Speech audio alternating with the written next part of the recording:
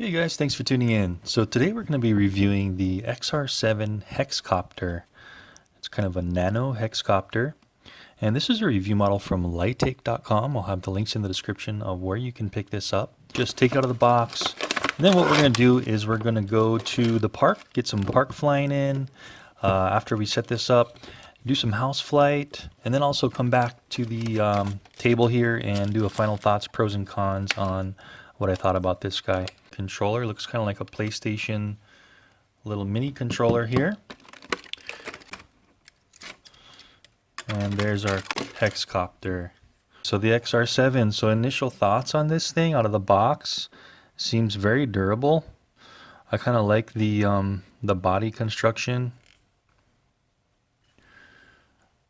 Looks like it does have pretty thin propellers, but there are 6 arms, so we should get some decent flying, hopefully.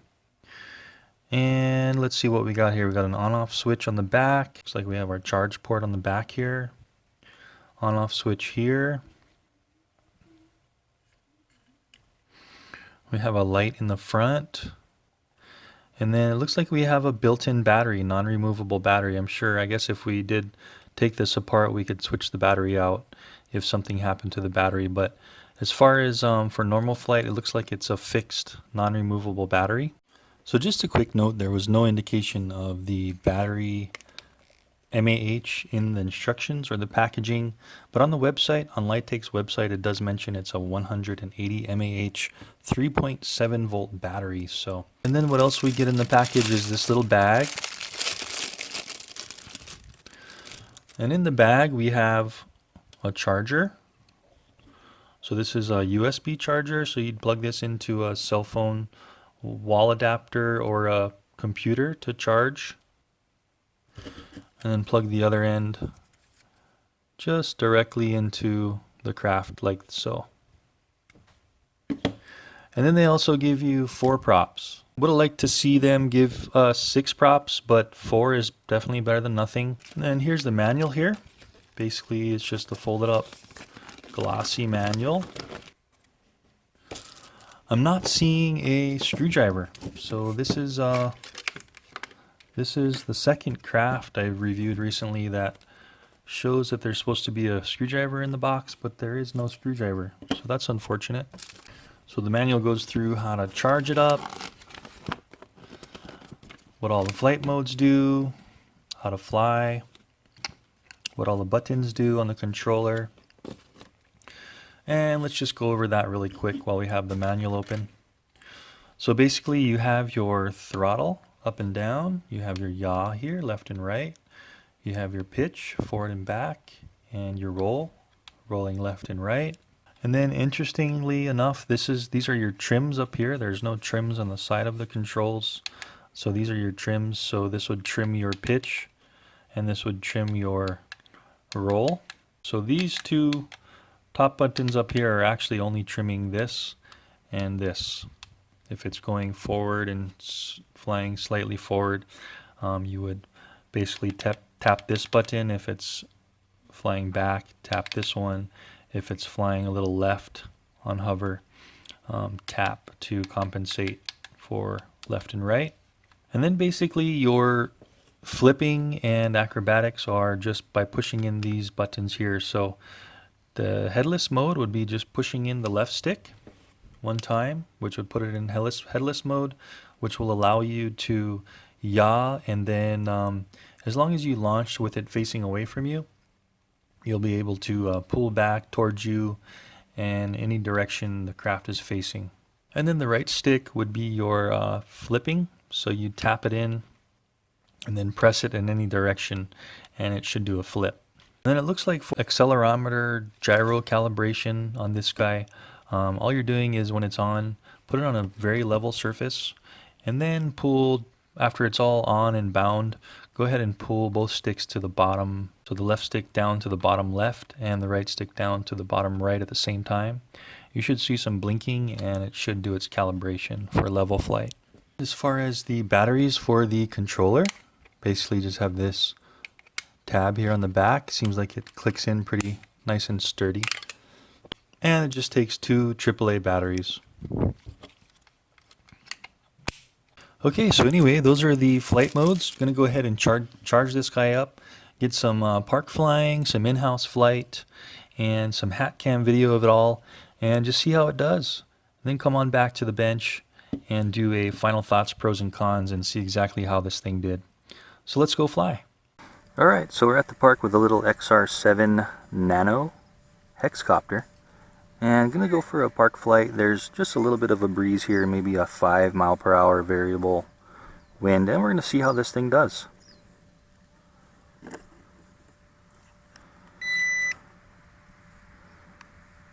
So binding.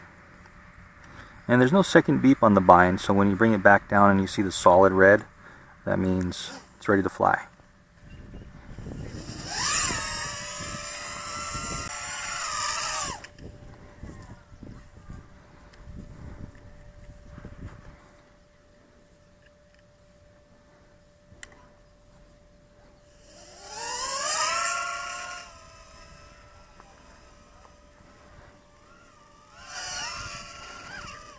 Okay, so for this one there's only one rate. Doesn't look like you can change the pitch and roll, but it seems pretty good. Already seems like a good flyer from the start. And let's see, so left stick pushing in. Okay. So that's our headless mode. Seems to be doing okay without really any rotating. I can yaw and then the stick kind of comes back to me in any yaw direction. And then left click in the left stick again to go back into normal flight mode. It's good that they put the two white props in the front.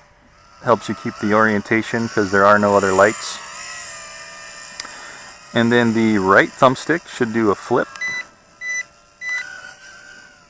So we're pushing it in until we hear the beeping, and then any direction we rotate it, it'll do a flip. Flip's really nice. And the yaw rate, this one's supposed to have a dual rate without pressing any buttons. So you can see how fast that is. Let's do a quick little range test. Oh. So I do have fresh batteries in the controller, but the range on this one doesn't seem so great. Let's try that again. A little bit higher up.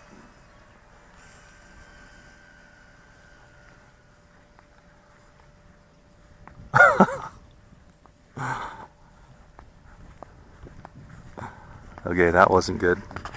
Okay, so I had a little flyaway. The range on this one really doesn't seem very good. Maybe maximum 50 feet. These are fully charged batteries. So keep that in mind. I would not fly this at the park. It looks like maybe just a house flyer. And it looked like it didn't cut the throttle when it lost range, kind of like the MJX 901 Hex I reviewed earlier that flew away on me. So keep that in mind. Try that one more time. So here we are, about 10 feet out, right there. So only about 20 feet to 50 feet, and we lose our range. So definitely a house flyer, or a very close proximity flyer for sure. But fun nonetheless. It's got that kind of cool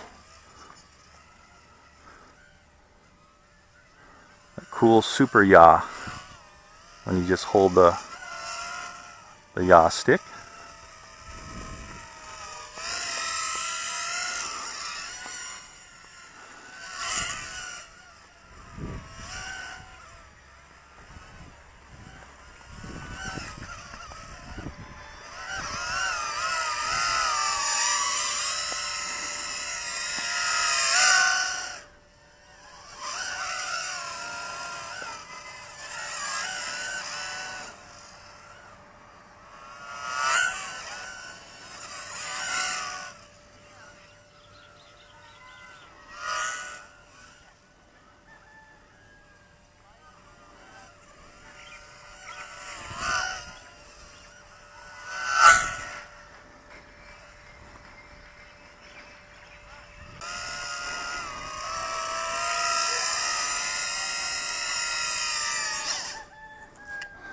Alright, cool. So there's a little demo in the park of the XR-7 Micro, or Nano actually, Hexacopter. So let's go ahead and go back to the house, get some indoor house flight video, and get back to the bench and do our final pros and cons. See how this thing did.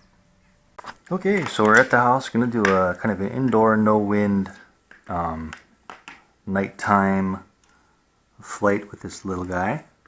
See how it does. So you can see the front light. It kind of looks like police lights. Actually, it's kind of funny. So the blue and the red are blinking. And let's take off from this direction.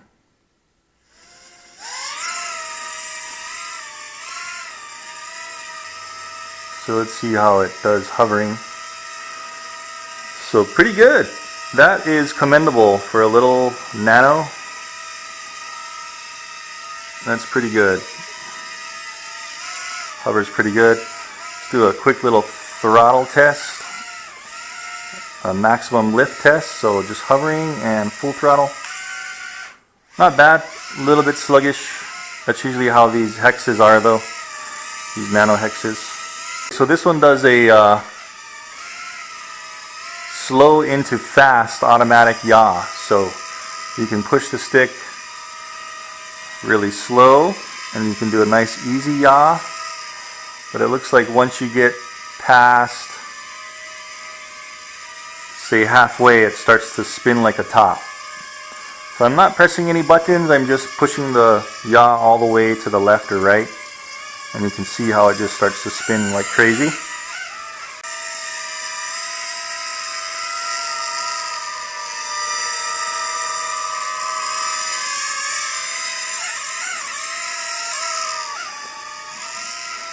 Clicking in the left button should do a headless. So we should be in headless mode now. I'm yawing and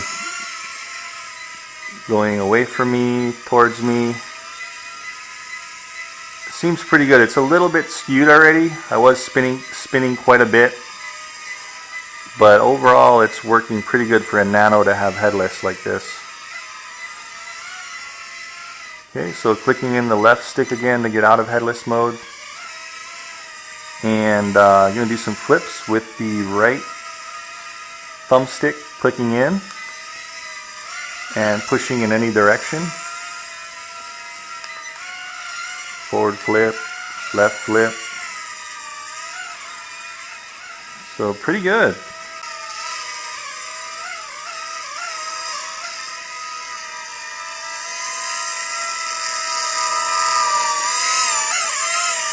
Hello, Stormtrooper.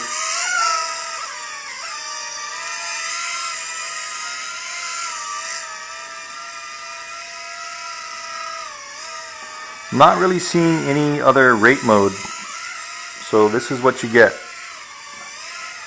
Not seeing a second rate. The two triggers are just the trims. Yeah, so the headless is now pretty skewed. I'm trying the headless now and I'm pushing back towards me and it's going all the way to the left. So the headless will eventually get skewed on this one, it looks like, pretty bad. We're getting some good flight time. So let's go ahead and test the transmitter shut off. See what happens if we just lose connection with the transmitter. So shutting off the transmitter now.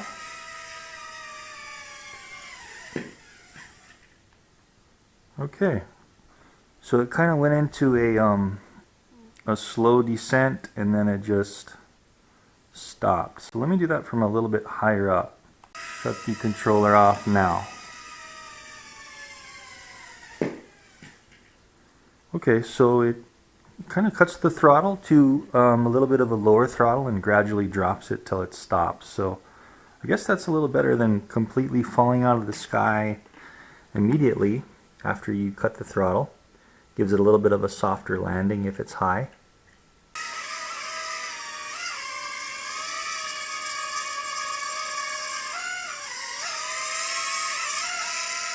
Let's take it up.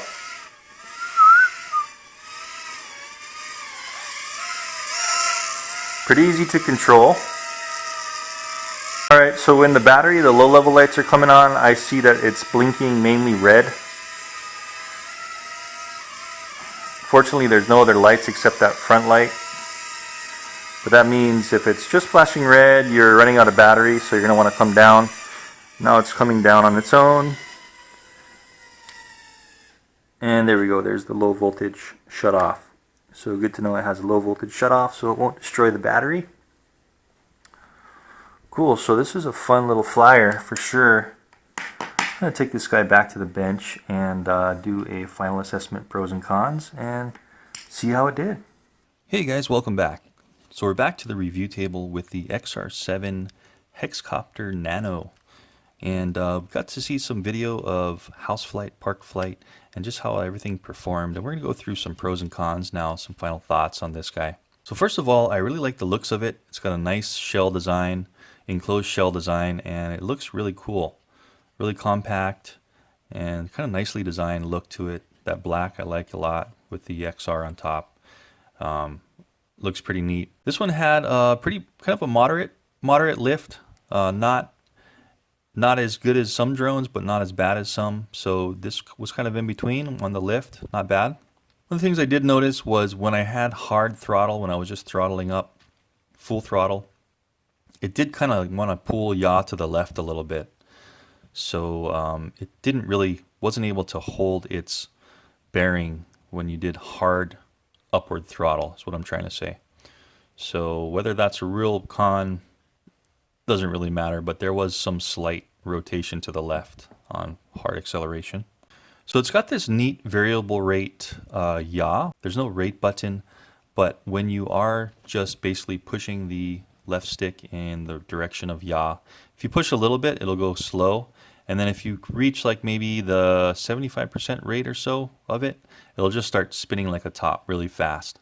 So that's kind of neat. I'm not sure if that's really a good or bad. For some maybe beginners that might be bad because they're going to be pushing the stick all the way by accident and it's going to be spinning fast. So when I did the TX cutoff test in the house, it just dropped.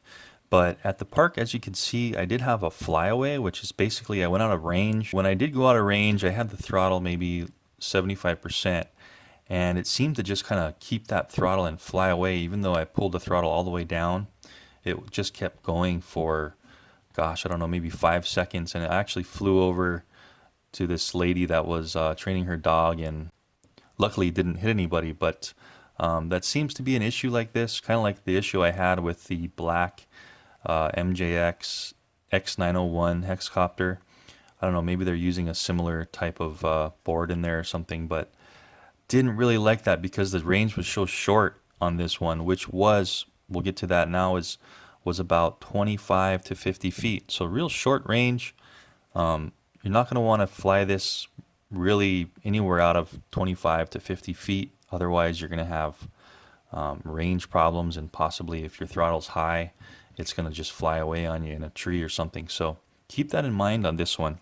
The low voltage cutoff was really good. When it did do its kind of forced landing, when the battery went out, it did cut off the motors, so you didn't damage the battery. And the controller is worth mentioning. It's kind of like this neat PlayStation looking little mini controller, which I kind of liked. And the pitch and roll rate was good. Again, this is another one that doesn't have any adjustable pitch and roll rate. It just has a one rate, but it was pretty aggressive. So for maybe a new flyer, it might be a little tough to nail this one down if you're just going to want to learn how to fly on it, since it does have a non-changeable, more aggressive pitch and roll. And then the yaw rate has that dual rate, which spins like a top when you push the yaw further. Getting into the flight times, basically 5.5 minutes on this guy until the low voltage blinking lights. Only has one light in the front, which kind of has a blue and red blinking. And then when the low voltage starts blinking, it just kind of blinks in red. But if you are not facing, if it's not facing forward, you won't be able to tell if it's going into about like a low voltage battery mode. So this really won't help you if you've got it facing away. I kind of wish maybe they would have put another light on the back or something, because most people are going to be flying in this direction with it facing away from them until they get better. I did like how they put the two white props in the front for orientation. It did help a lot when flying around just to know which was the front, so that helped immensely in orientation.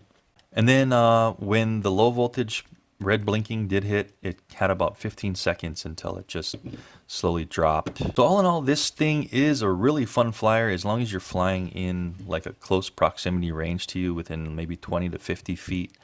I would not recommend flying this any further away than that, or else you might have a flyaway. But again, this was a review model from lighttake.com, guys. I'll have the links in the description if you'd like to pick one of these up. So anyway, please like, subscribe, and comment, and check out the channel. You might find something you like. And I will see you guys in the next video. Thanks for watching.